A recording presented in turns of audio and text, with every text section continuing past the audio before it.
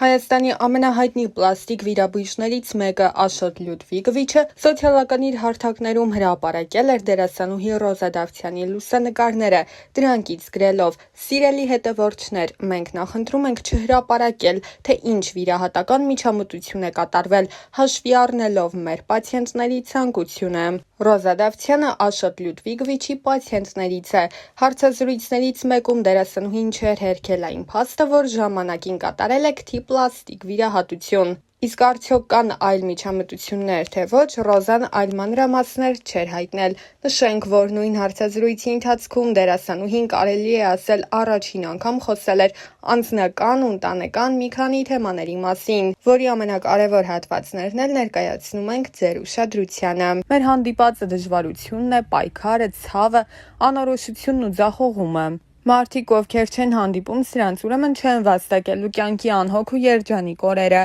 որովհետև դժվարությունը պարգև է եւ հարթեցնող ուղի դեպի մտածածին երազանք, որովհետև ամենամսոտ ու յուղոտ հաջողությունը հում ու արյունոտ սկզբնաղբյուրից է խմորվում։ Վեհ ու հավատարիմ մնա քո ընտրածին, մի վազի դեպի գայթակղիչը, ողորմություն մի խնդիր, լուռ եւ բարձր ճակատով մնա քո բարձունքներում, որովհետև դա է քո իրական տեղը։ Մեր պատմությունը տարբեր է ու բնավ նմանություն չունի քո իմացածներին։ Իմ անցած ճանապարհը շատ ավելի անհարթ է, քան դու կպատկերացնես, բայց ես անցնում եմ այդ ճանապարհը վեհորեն եւ անտրտունջ։ Այս կյանքում ինձ բաժին հասածը կորցնելու եւ գտնելու մասին ճանապարհներն են։ Իմ բոլոր գտածների հետևում կորուստներ են, բոլոր ձեռքբերումներիս հետևում անթիվ անհամար ձախողումներ, բոլոր ժպիտներիս հետևում հեկեկոցներ։ Կորուստներ կան, որոնք չեն փոխարինվում, չեն մոռացվում, չեն սպիանում եւ ի հակառակ նշվածներին խորը արմատներ գցելով օրերից մի օր անգամ ծիլ են տալիս, բայց գուցե փառատողը այն է, որ գտնվելիքների մեջ եզակիորեն, բայց գոնե լինում են դեպքեր,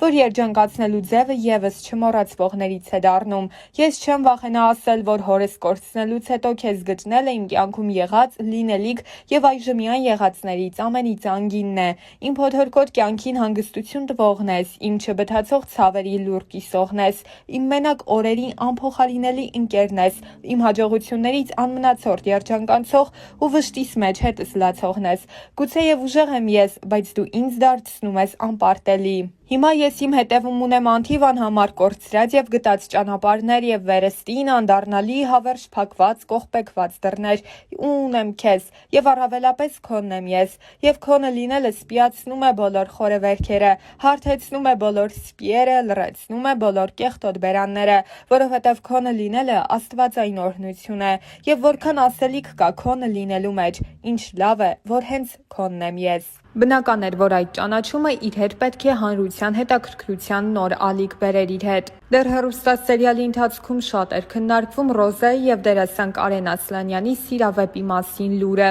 Այդ թեմային անդրադառնալով դերասանուհին նշել էր. «Ես երբ գալիս էի հյուր ինքս ինձ ասացի, որ պետք է լինի մի տարածք, մի ներքին բան, որը միշտ քոնը պետք է մնա ու ես կարծեցի, որ անձնականը ամենաճիշտ տարբերակն է դրա համար։ Ես ու Կարենը հոյակապ ընկերներ ենք, մեզ մոտ ամեն ինչ լավ է աղավարում։ Դրանից դուրս մենք երբեմն շփվում ենք, բայց իմ անձնականը միայն իմն է, ոչինչ չեմ հերքում կամ ոչինչ չեմ փաստում։ Ես մի բան կասեմ, այնինչ իրականում կա առանց իմ ասելու կամ մեկ ուրիշի հերքելու կամ փաստելու միշտ երևում է։ Թողնենք ժամանակի վրա ամեն բան ցույց կտա ճիշտը»։ Զրույցի ընթացքում Ռոզան նաև նշել էր, որ մինչ սերիալում նկարահանվելը զուգընկեր չի ունեցել, սակայն չի նշանակում, որ հիմա եւս չունի։ Ուրեմն իմ մոտ էլ հակառակ պրոցեսն է, ես էլ չեմ ուզում նիհարեմ ճիշտն ասած, բայց քանի որ շաքարից, հյութերից,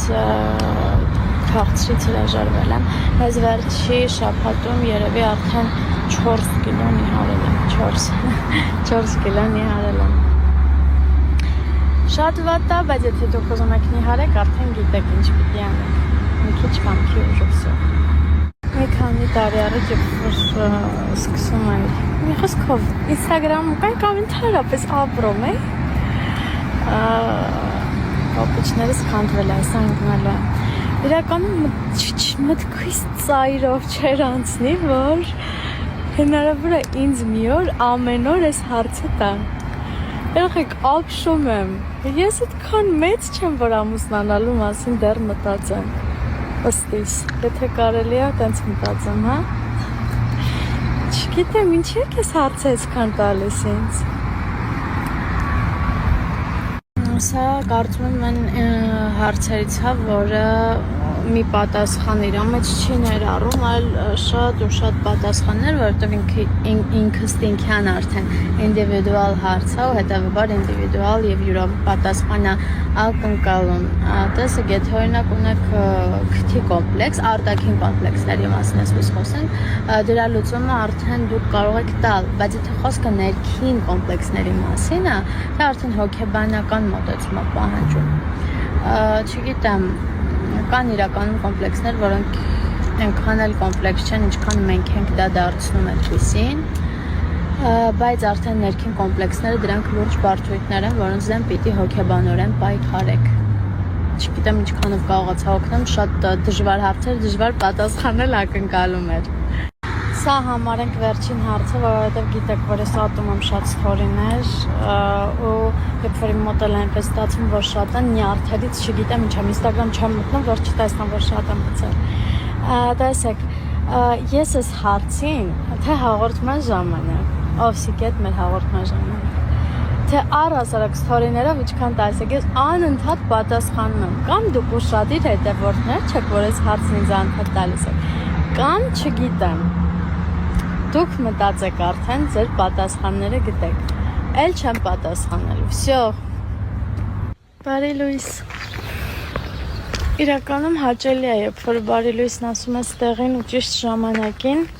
ոչ թե օրինակ արթնանում ես կեսօրին, բայց